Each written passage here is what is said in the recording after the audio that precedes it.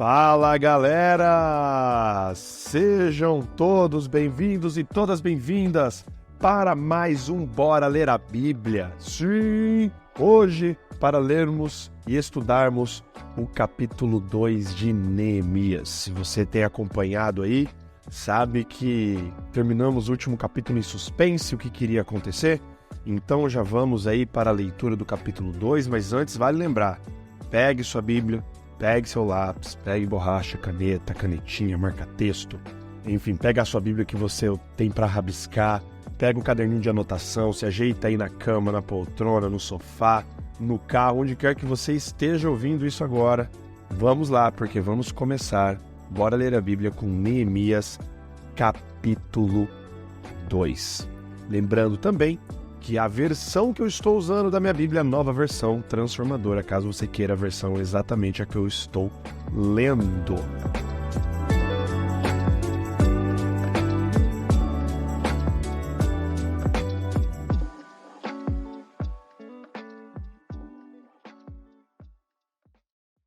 Muito bem, ontem a gente terminou o capítulo com duas coisas. Primeiro, Neemias pedindo uma oportunidade para falar com o rei.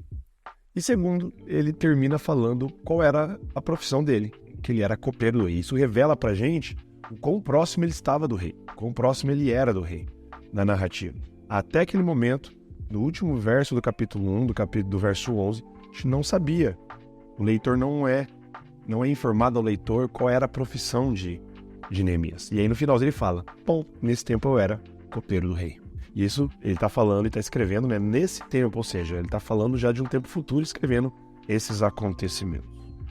Sem mais demora, então vamos começar o capítulo 2, vamos ver o que aconteceu aqui. Capítulo 2 de Neemias, verso 1 começa assim. No mês de Nisan, no 20º ano do reinado do rei Artaxerxes, eu estava servindo vinho ao rei. Uma grande pausa aqui. Primeiro, a gente vê que no capítulo 1, ele começa falando no mês de Quisleu.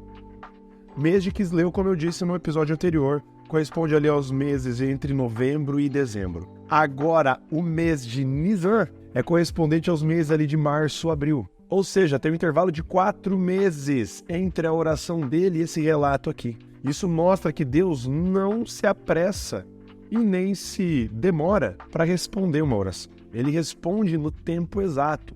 E durante todo esse tempo, Neemias teve que esperar. Continuou com seus afazeres. Com absoluta certeza ele continua em oração todo esse tempo, mas ele não mostra nenhum descontentamento com a aparente demora da resposta de Deus. O fato é que se passam 4 meses. Pode-se tentar entender, mas por que será que passou 4 meses? Talvez o rei pudesse estar viajando, nessas viagens de conquista e, enfim, viagens diplomáticas para outras partes do império, não se sabe. Talvez o imperador realmente não era tão acessível assim, precisava realmente de uma oportunidade. Não sabemos o porquê que demorou 4 meses para Neemias ter essa oportunidade com o rei. Fato é que demoraram 4 meses. Imagina a urgência que Neemias tinha no coração ao saber que o povo dele estava passando. Imagina, mas em nenhum momento mostra ele questionando Deus. Em nenhum momento ele questionando os tempos de Deus. E às vezes a gente ora para Deus, a gente quer a resposta imediata, e a gente fica bravo.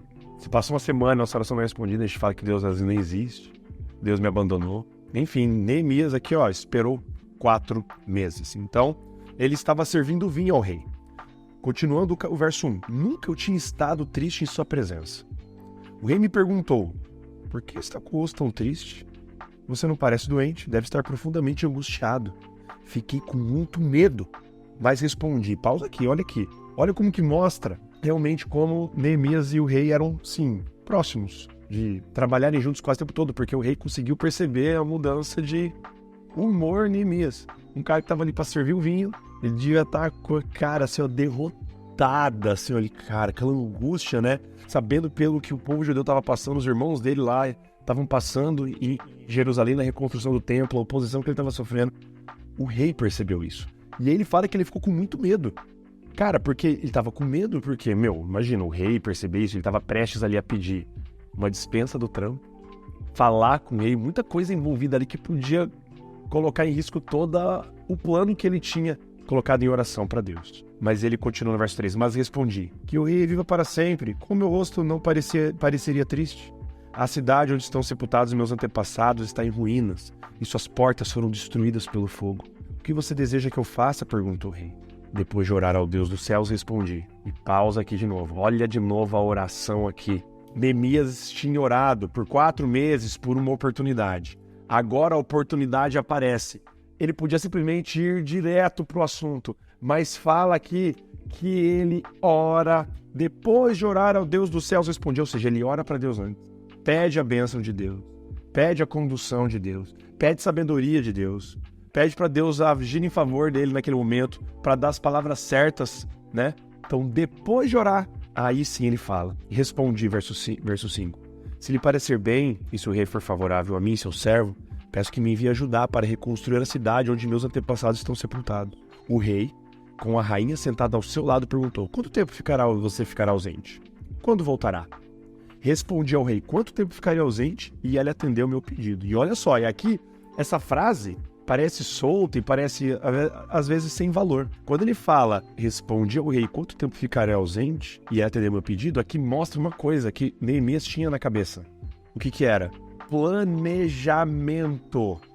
Neemias já tinha na cabeça dele quanto tempo ele precisaria para ficar fora. O rei já perguntou, não adianta, você percebe, gente, que vocês estão acompanhando? Percebe que não adianta só também orar e pedir por oportunidade? Neemias também teve que estar pronto. Neemias também teve que se preparar. Com certeza, Neemias tinha todo já um plano bolado na cabeça dele. Aqui ele fala o tempo, né? Responde ao rei quanto tempo ficaria ausente. Aqui com certeza tem implícito uma baita de uma conversa. Ele simplesmente não respondeu, X tempo. Ele deve ter falado, olha, vai demorar tanto tempo para eu ir. A reconstrução pode demorar, vai ter esse problema e esse problema, e tá. Com certeza Neemias já tinha um escopo de todo o projeto e planejamento na cabeça dele, para que quando chegasse a oportunidade ele estivesse pronto. Muita gente fala que é sorte, mas não existe essa coisa de sorte. Uma vez eu ouvi falar que sorte nada mais é você aliar a oportunidade com o seu preparo. Você estar preparado quando a oportunidade surge. Se você estiver preparado quando a janela de oportunidade aparecer, a probabilidade de dar certo é muito grande. Tem gente que chama isso de sorte. Nossa, que sorte. Não. Simplesmente eu estava preparado quando a oportunidade surgiu. Neemias estava preparado quando a oportunidade surgiu, com muita oração. E ele orou de novo antes de conversar com o rei a Deus. E ele fala, respondi ao rei quanto tempo ficaria ausente, ele atendeu meu pedido. Disse também, e agora ele vai usar todo o conhecimento dele de diplomacia e tudo mais. Olha só. Se lhe parecer bem, gostaria que o rei me desse cartas para eu levar aos governadores da província a oeste do rio Eufrates. Essa galera aqui, os reis da província a oeste do rio Eufrates, eram os caras que estavam impedindo, os caras que estavam tretando com o povo, impedindo de reconstruir os muros de Jerusalém. Logo hoje vamos descobrir os nomes deles. Com instruções, continuando, para que eles permitam que eu viaje em segurança por seus territórios até chegar a Judá. Peço ainda que o rei me dê uma carta para levar a Asaf, administrador da floresta real, com instruções para que me forneça madeira. Precisarei desse material para as vigas das portas da fortaleza junto ao templo, para o muro da cidade, para minha própria casa. O rei atendeu esses pedidos, pois a bondosa mão de Deus estava sobre mim. Aqui uma grande pausa. Aqui mostra mais uma vez o quão planejado Neemias estava. Neemias já tinha pensado nas cartas para ele transitar pelos territórios de forma livre, com assinatura ali, o selo do próprio rei. Mas ele tinha pensado em tudo, os materiais que ele iria usar, quanto de material que ele iria usar, a madeira, para onde que ele iria usar no muro, ia usar para construir a própria casa. Cara, Neemias tinha tudo já planejado.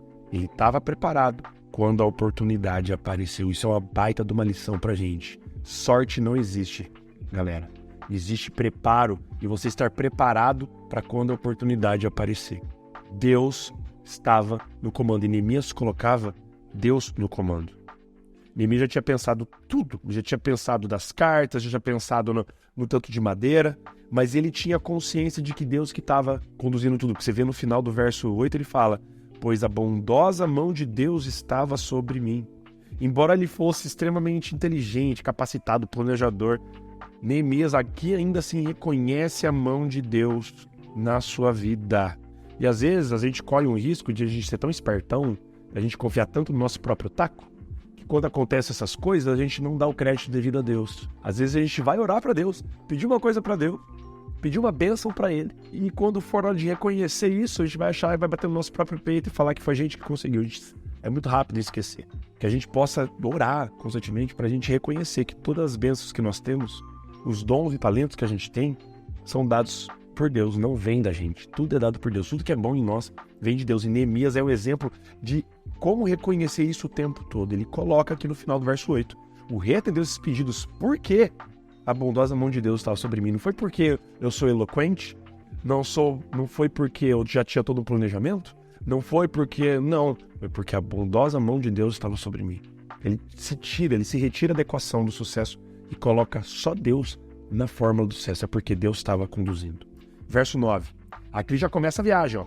Fui aos governadores da província a oeste do rio Eufrates e lhe entreguei as cartas do rei. Além disso, o rei enviou oficiais do exército e cavaleiros para me proteger. Então o cara foi escoltado. Moral, né? Pelo amor. Mas quando, olha só, Sanbalat, o Horonita e Tobias, o oficial monita, souberam de minha chegada, ficaram muito irritados, porque alguém veio promover o bem dos israelitas. Sanbalat, historicamente, ele era o governador de Samaria na época. Existem registros históricos de Samaria nessa época que o governador chamava Sanbalat. E Tobias era como se fosse um capacho dele ali, um outro que estava ajudando. E vale lembrar que no livro de Esdras, lá no capítulo 4, se eu não me engano, quando os samaritanos se oferecem para ajudar bondosamente a reconstrução do templo, Zorobabel e Esdras rejeita, fala, não, mãos impuras não tocarão nesse templo aqui, parça. Vocês fiquem na sua e deixa a gente cuidar dos nossos próprios negócios. Ali já começou a ter essa treta, essa animosidade, reacendendo a treta de antiga. E agora, Neemias volta e encontra de novo, né? Obviamente, tudo isso fermentado já depois de muito tempo, esse rancor, tanto de Sanbalat. E é interessante que ele chama Sanbalat de Horonita, ele não chama Sanbalat de o governador de Samaria. Talvez aqui até para menosprezar o cara, para não dizer uma posição dele que não significava nada. Horonita ali, ele veio daquela região ali e é o que importa. Assim, verso 11, cheguei a Jerusalém 3 dias depois.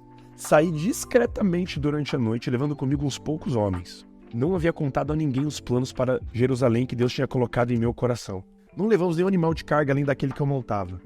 Depois que escureceu, olha aqui agora a tática de Neemias. Não alardeou muito e agora ele vai fazer o reconhecimento do lugar. Agora a gente vai ver diversos nomes de portas aqui, de portais. Depois que escureceu, eu saí pela porta do vale. Passei pelo Poço do Chacal, também conhecido como Poço da Serpente ou do Dragão, não sei qual é a sua tradução.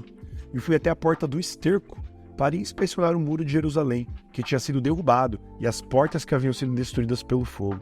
Tudo isso destruído por esses caras, Sanbalat e Tobias.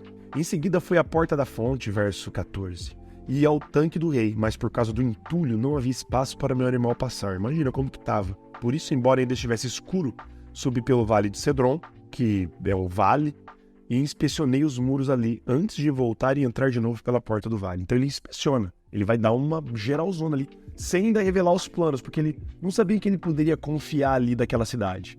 Existia alguém de conchavo com a galera de Samaria, passando informações.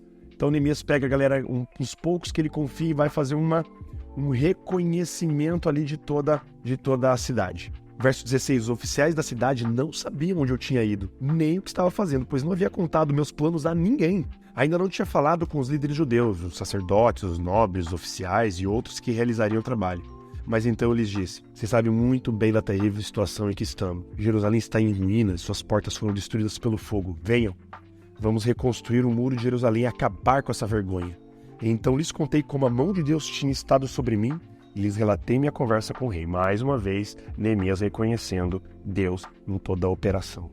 E eles responderam, sim, vamos reconstruir o muro, e ficaram animados para realizar essa boa obra. Mas, quando Sanbalat, o Horonita, Tobias, o oficial monita, e Gesem, o árabe, agora aparece mais um terceiro aqui na história, souberam de nosso plano, zombaram de nós, e com desprezo perguntaram, o que estão fazendo?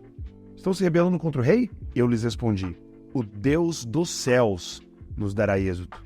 Nós, seus servos, começaremos a reconstruir este muro. Vocês, porém, não têm nenhuma parte, nenhum direito legal ou histórico sobre Jerusalém. Nossa, aqui Neemias mostra por que ele veio. Primeira coisa, de novo, Deus do céu nos dará êxito. Ele já reconhece que a vitória não virá deles, O êxito daquela operação toda, de tudo que Neemias tinha planejado, o êxito não dependia dele. O êxito dependia, mais uma vez, ele reconhecendo a Deus, ele colocando a Deus. E ele agora vem, cara.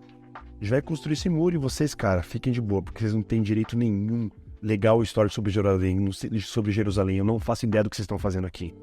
E aqui é uma lição importante pra gente para lidar com crítica.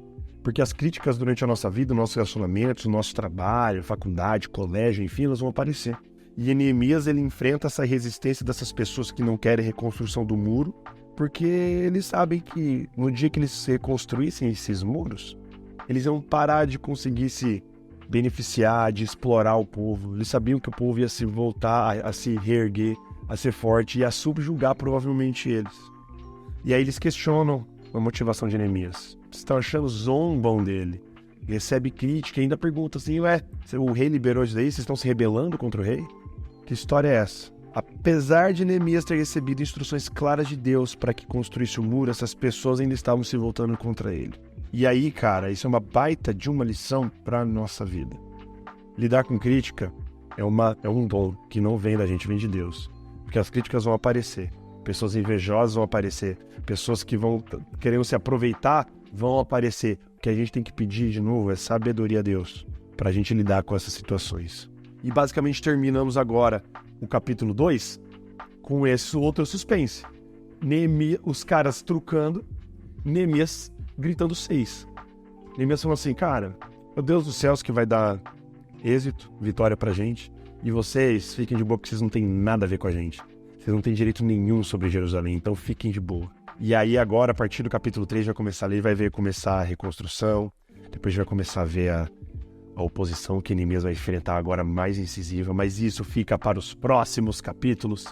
E encerramos aqui o capítulo 2 de Neemias. Espero que vocês tenham aproveitado, entendido. Acho que o centro aqui desse capítulo é saber planejar. Neemias já tinha um plano quando ele foi chamado pelo rei para falar o plano. Ele já sabia aonde ele queria ir, o porquê que ele queria, os objetivos, por quanto tempo ele ia ficar, como ele ia fazer com materiais e tudo mais. Falou até da própria necessidade que ele ia ter de construir uma casa para ele residir lá. Ele já tinha um plano conciso e ele foi direto ao ponto, ele não enrolou. Mas sempre colocando Deus como o grande realizador por trás de tudo. E esse, então, acho que é o grande ensinamento aqui do capítulo 2 de Neemias. Não existe sorte, existe preparo, planejamento e você estar pronto para quando a oportunidade aparecer. E ore, segundo o que a gente leu no capítulo ontem, ore para a oportunidade aparecer e ore para você estar preparado, preparada para quando a oportunidade surgir. Beleza, gente? É isso. Ficamos aqui por hoje com o Neemias capítulo 2. Amanhã, então, estudaremos Neemias capítulo 3. Um grande beijo, um abraço para vocês. Valeus e falou!